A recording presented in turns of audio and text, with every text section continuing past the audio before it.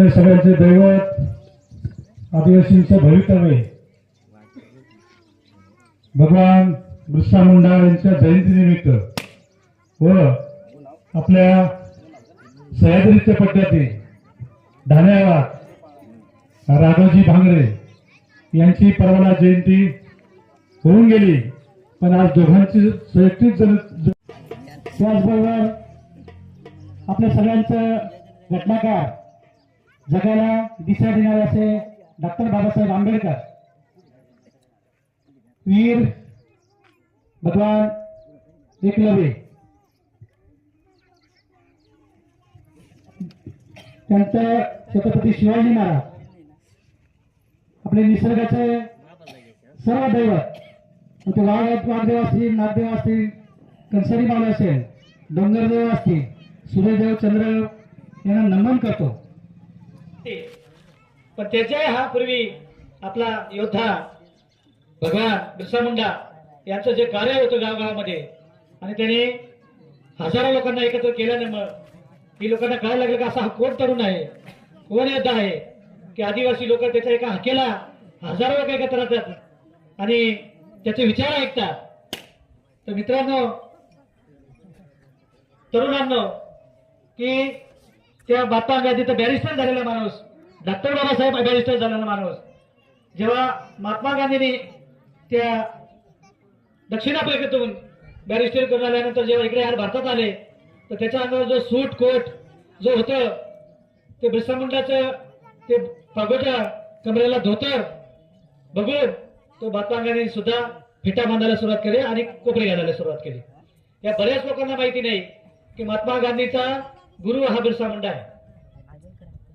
त्याच्या एका हाकेवर जेवढे हजारो लोक एकत्र येतात आणि आपण का नाही, म्हणून आज जग फक्त महात्मा गांधीचं नाव सांगतं, बापूजीचं नाव सांगतं, पण खरे त्याचे गुरु आदर्श हे बिरसा मुंडा आहे. आपल्याला लिहिणारे लोक, भट बामण मंडळी हे ज्यांनी जी पुस्तकं लिहिले त्याच्यामध्ये हा उल्लेख मुद्दाम टाळतात. आदिवासीचा संघर्ष ही लोक लिहित नाही, उलट ती दाबायचा प्रयत्न करतात. पण जेवढं तुम्ही एखाद्याला दाबा, तुम्ही एखाद्याला जमिनीत गाडायचा प्रयत्न केलं, तुम्ही एखादा पाण्याचा पंप दाबायचा प्रयत्न करतात, जसा तो उसळतो, तो जसा वर जातो, तशी कीर्ती भगवान बिरसा मुंडाची भारतभर पसरायला सुरुवात झाली. आणि म्हणून बिरसा मुंडाने जाता जाता असे अनेक संघर्ष केले, मोठा लढा दिलेला आहे. मग यांची जयंती का नाही, यांची पुण्यतिथी का बरं नाही, यांचा फोटो का बरं नाही? म्हणून एक 5-6 वर्षापासून आपल्या प्रकल्प कार्यालयातून या सगळ्या क्रांतिकारकांचे फोटो गावागावामध्ये द्यायचं काम सुरू केलेलं आहे. अजून आपल्याला माहिती नसेल, आपल्या ग्रामपंचायतीला माहिती नसेल, ग्रामसेवक साहेबांना सांगा, तिथं पत्र देऊन सगळ्या क्रांतिकारकांचे फोटो आपण तिथून मागून घेतले पाहिजे. आपल्या ग्रामपंचायत कार्यालयामध्ये हे सगळे फोटो असले पाहिजे. त्याचप्रमाणे राघोजी भांगरे यांना सह्याद्रीचा ढाण्या वाघ म्हणतात. आम्ही सह्याद्री भागामध्ये एका कार्यक्रमाला गेलो होतो. त्या ठिकाणच्या त्या बाऱ्या, त्या ठिकाणचा तो सगळा परिसर, डोंगर, जंगल, जमीन पाहिल्यानंतर त्या माणसाने कसा लढा दिला असेल. बिरसा मुंडांनी त्याच्या भागामध्ये आपण पाहून आलो, आशिया खंडामध्ये सगळ्यात मोठं जंगल त्या भागात आहे. जमीन खूप कमी आहे.